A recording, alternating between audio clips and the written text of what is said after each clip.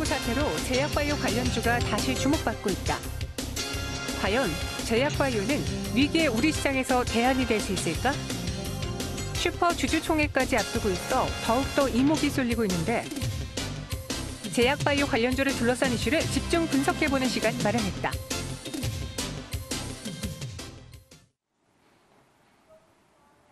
여전히 시장이 불안하다 보니 이제 코로나19라는 관련 기업들, 관련 종목들 위주로 좀 보시는 것 같습니다. 여전히 좀 테마성 흐름을 띠고 있죠. 그중에서 우리가 오늘 봐야 될 종목은요, 제넥신인데 그동안 진단키트 때문에 기술력을 인정받았죠. 이제는 백신, 치료제를 뛰어들면서 관련 종목들이 또 두각을 받고 있습니다. 현재 10% 넘게 상승하고 있는 제넥신 어떤 모멘텀을 갖고 있는지 한번 알아보도록 할게요. 메리츠증권 백두희 차장과 함께하겠습니다. 어서 오세요. 네, 안녕하세요. 네, 안녕하세요. 우선 오늘도 종목 토론방에 제가 먼저 갔다 왔는데 실제로 투자자분들은 무엇을 궁금해하고 있는지 한번 이야기를 들어보도록 할게요. 코로나19 백신 개발에 20억 달러, 국제 경쟁, 한국의 제넥신도 나섰다라는 점에서 무언가의 성과를 내지 않을까라는 기대가 사실 지금 주가에 다 반영이 되고 있어요. 렘데시바르 4월 임상 결과가 나온다면 치료제 승인을 받을 가능성이 높다라고 주장하시는 분들도 있고요. 반대로 전 세계가 백신 개발에 뛰어들었는데 거쳐야 될 사항들이 얼마나 많냐, 제넥신에서 성공한다는 보장은 있는지 이 부분에 의구심을 갖고 오히려 제넥신을 안 좋게 보시는 분들도 있는 것 같거든요. 하나씩 사실을 체크해 보도록 하겠습니다.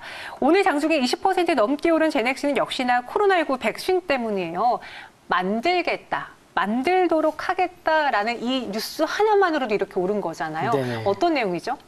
네, 지금 제넥신이 DNA 백신 GX19, 그러니까 GX19네요, 이것도. 네, 그래서 이 백신을 만들겠다라고 해서 굉장히 좀 주가가 굉장히 많이 오르고 있는데요. 사실 이제 백신이라는 것부터 좀 말씀을 좀 드려야 될 것 같아요. 이 백신이라는 것은 결국에는 균이 있는데 이 균의 모양은 유지한 상태로 죽었거나 혹은 약해졌던 거를 우리 몸속에 넣습니다. 그러면 그거를 이제 항원이라고 하는데 그거를 바탕으로 해서 우리 몸이 그걸 이겨내기 위해서 항체라는 거를 만들어내죠. 또한 그 항원에 대해서 정확하게 기억을 하고 있어서 향후에 그 항원이 들어왔을 때, 그러니까 어떤 그런 병원체가 들어왔을 때는 그거를 이겨낼 수 있는 면역력이 생기는 겁니다. 기억을 한다라는 거죠. 그게 이제 백신인데, 그럼 DNA 백신은 뭐냐? 이 DNA 백신이라는 건 뭐냐면 결국에는 코로나 바이러스의 DNA 일부분을 우리 몸속에 넣고 그렇게 되면은 우리 몸은 그거를 항원이라고 생각을 하고 항체를 만든다라는 것이고요. 그거를 바탕으로 해서 기여를 하게 되고 따라서 코로나19 바이러스가 직접 우리한테 왔을 때도 그걸 이겨낼 수 있는 힘을 기르게 해주는 백신이다. 그렇게 생각하시면 될 것 같습니다. 그러니까 그런 컨셉으로 만들겠다라는 것이고요. 사실 이제 DNA 예방 백신 같은 경우에는 현재 동사가 이런 플랫폼을 바탕으로 해서 자궁 경부암이라든지 자궁 경부 전암이라든지 이런 쪽으로 해서 지금 계속해서 치료제를 개발하고 있거든요.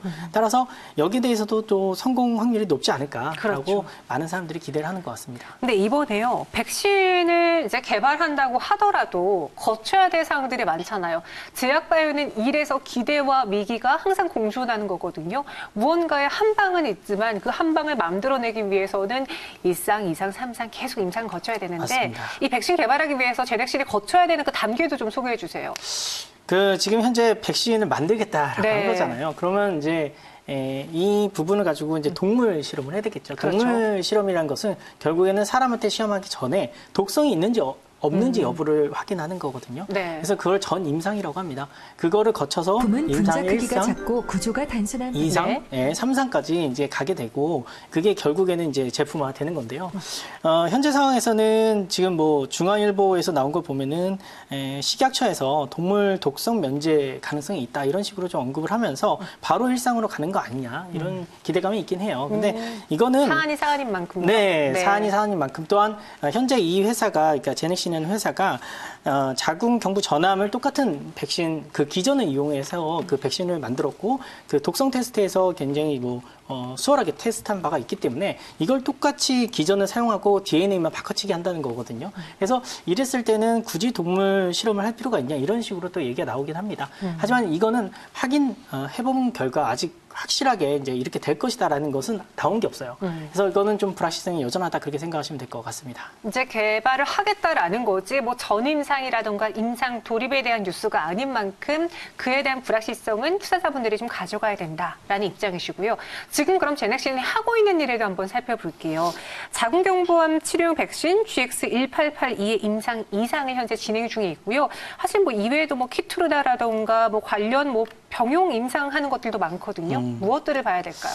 네, 이게 자궁경부암 치료용 백신. 네. 이게 말부터 좀 특이하지 않나요? 자궁경부암 치료용 백신? 백신은 백신인데 예방 치료. 백신인데 네. 치료용이 붙어요. 그래서 이제 자궁경부암 치료용 백신이라는 게 결국에는 자궁경부암도 치료하면서 네.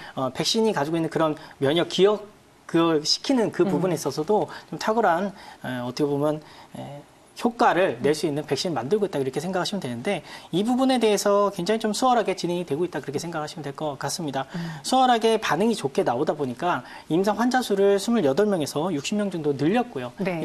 이런 것 자체는 굉장히 수월하게 잘 진행된다라고 생각하시면 될 것 같고 방금 말씀하셨던 대로 이제 키트루다라고 해서 면역감문 억제제가 있는데 굉장히 히트를 쳤죠. 네. 근데 이 면역감문 억제제 같은 경우에는 이 항암제가 제대로 된 어떻게 보면 작용을 하려면 T세포가 굉장히 활성화돼 있어야 되고 많아야 되는데 이 부분을 GX1882가 이제 도와준다라는 거거든요. 네. 이 부분에 대해서도 굉장히 긍정적인 결과들이 나오고 있다 그렇게 생각하시면 될 것 같습니다. 다만 지금 긍정적인 결과가 나온다라고 해서 이 부분들이 무조건 될 것이다 이렇게 생각하신 거는 아직은 이르다 그렇게 좀 생각을 하고 있습니다. 이 자궁경부암 치료제도 그렇고 이 하이로킨 키트루다와의 병용 임상도 모두 다 올해 안에 또 발표가 날 만큼 그에 대한 기대감도 가져가면서 여기에 코로나19 백신에 대한 기대감까지 오늘 더해진 것이거든요. 그럼 지금까지 제넥시를 이끌어오고 있는 그래도 돈벌이를 해주고 있는 그런 제품들도 볼게요. 주력 매출은 무엇입니까? 주력 매출은 네. 이제 신약 연구 개발 기업이에요. 결국에는 이제 기술을 기술 수출하면서 그걸로 매출을 창출하고 있다. 그렇게 생각을 하시면 될 것 같습니다. 그러니까 뚜렷한 매출이 없다. 그렇게 생각을 하시면 돼요.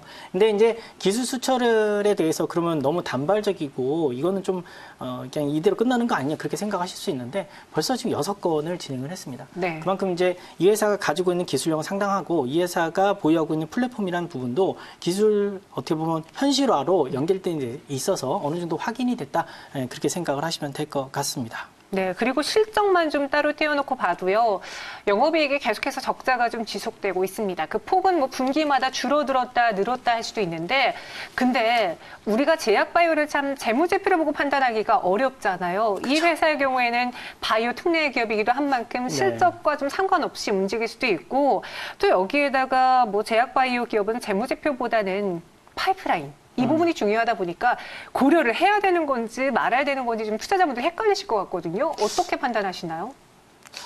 이거는 이익으로 이 회사의 주가 향방을 예측하기는 어렵다. 네. 저는 그렇게 생각을 하고 있습니다. 방금 말씀하셨던 대로 이 회사 같은 경우에는 신약을 개발하는 그런 기업이기 때문에 이 회사가 가지고 있는 파이프라인으로 평가를 받는 게 맞다.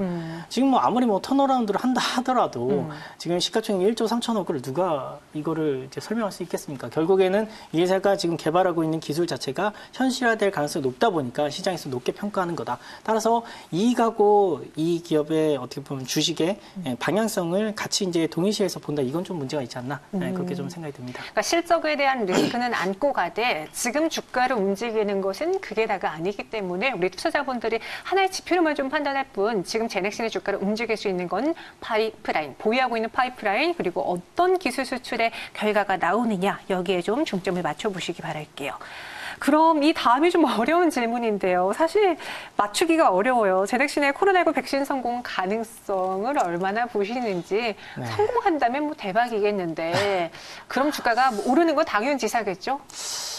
근데 뭐 제 개인적인 생각을 좀 말씀을 좀 괜찮습니다. 드리자면 사실 이제 백신을 만들려고 지금 하는 기업들이 상당히 많아요. 맞아요. 왜냐하면 아까도 말씀드렸지만 이 백신을 만드는 게 이제 치료제를 만드는 것보다는 진입장벽이 좀 낮다라고 생각을 하시면 될 것 같습니다. 근데 지금 현재 상황에서는 백신이 문제가 아니라 치료제가 문제잖아요. 그러니까 지금 시장이 너무 좀 혼탁하다 보니까 이제 코로나 관련주다라고 하면은 막 이렇게 매기가 이렇게 쏠리는 그런 부분이 없잖아 있는데 백신을 만들 것이다라는 그런 뉴스하에 이렇게 움직인다. 이건 좀 문제가 있지 않나 그렇게 좀 생각을 하고 있고요. 제가 생각할 때는 이 회사가 아까 아까도 말씀을 좀 드렸지만 치료용 백신도 만들어요. 네. 예, 그러니까 결국에는 백신에 예방 백신에 머무는 게 아니라 결국에는 코로나 치료용 백신을 만든다라고 한다면은, 그러니까 그 개념 자체가 확장이 된다라고 했을 때 이 기업의 가치는 아무래도 퀀텀 점프할 가능성이 있다. 근데 그 전까지는 좀 조심히 좀 접근하셔야 되는 게 맞지 않나, 그렇게 생각을 하고 있습니다. 네, 제넥신 현재는 8.49%, 오늘 장중에 최저점까지 좀 내려오고 있어요. 그러니까 상승폭이 거의 대부분 절반 가까이 반납이 된 상황인데, 좀 쉽게 여쭤볼게요. 제넥신에 대한 투자 전략 어떻게 보시는지, 공매도 금지 효과는 주가에 어떤 영향을 미칠지요?